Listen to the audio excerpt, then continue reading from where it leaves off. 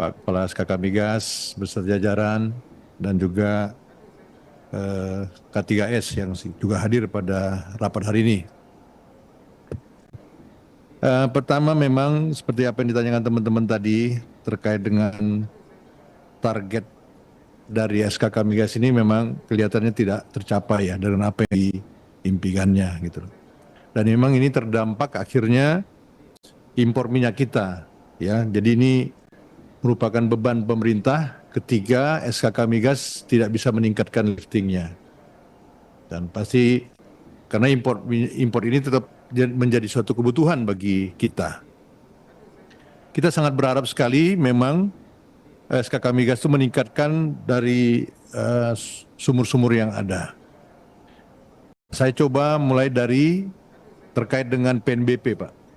Pasti akhirnya PNBP-nya juga akan menurun. Karena kalau kita lihat PNBP dari sektor SDM ya itu 116%, tapi dari PNBP migas ini 2003 turun ya. Seharusnya 2022 itu 148,70 triliun menjadi 117. Jadi ini kelihatan jelas bahwa pemerintah berkurang pendapatannya dari sektor migas. Nah, kita mau tahu apa langkah-langkah dari SKK Migas untuk meningkatkan ini, termasuk juga dari K3S apa harus langkah-langkahnya. Itu saya kira penting bagi kita.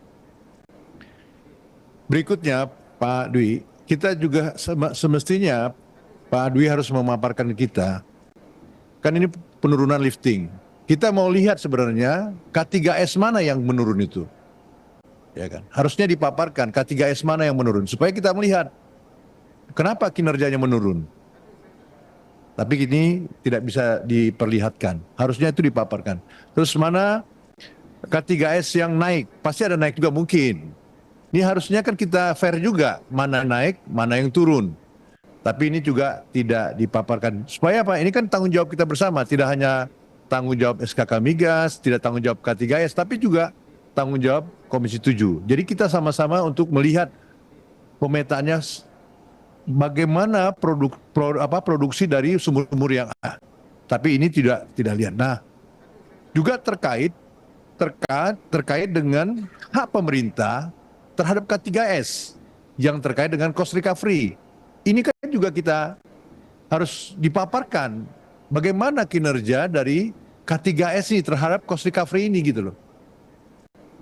Sudah sampai sejauh mana setiap K3S ini sudah melakukan transaksi cost recovery-nya terhadap liftingnya.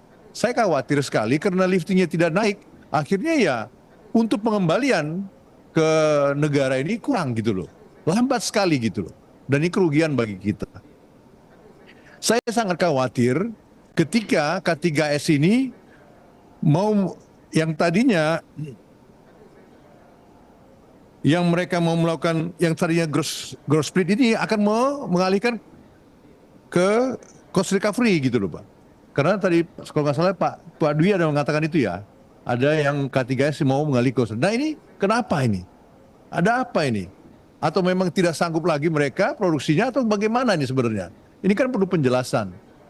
Saya kira K3S ini kan tidak hanya 10, pasti ada berapa Pak ya? Mohon maaf.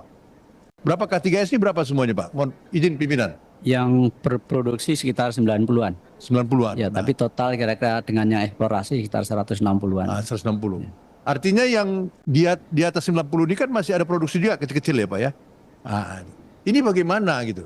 Nah saya kira K3S juga bisa mengevaluasi lah. Kalau memang kalau memang tidak produksi lagi, kalau berkurang, ini kenapa gitu loh. Apakah sudah terlanjur nggak uang kita masuk, uang negara ke sana gitu.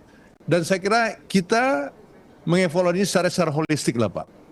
Kembali lagi, walaupun kita menurun produksinya, kita katakanlah kita aminin lah sekarang produksi kita menurun, tapi evaluasi terhadap produksi sumur-sumur yang ada ini, lifting yang ada ini juga kita harus evaluasi. Jangan biarkan juga K3S ini lambat sekali mendorong ini supaya PNBP-nya kurang, juga pengembaliannya berkurang. Ini kan juga bahan evaluasi kita. Saya kira ini dukungan kami, dukung saya sendiri sebagai dari fraksi Demokrat untuk supaya K3S mendorong terus mengevaluasi terus bagaimana K3S ini supaya meningkat produksinya. Saya kira itu aja dari saya. Terima kasih. Terima kasih Pak Hendrik. Lanjut. Ibu Roro, silakan Ibu Roro.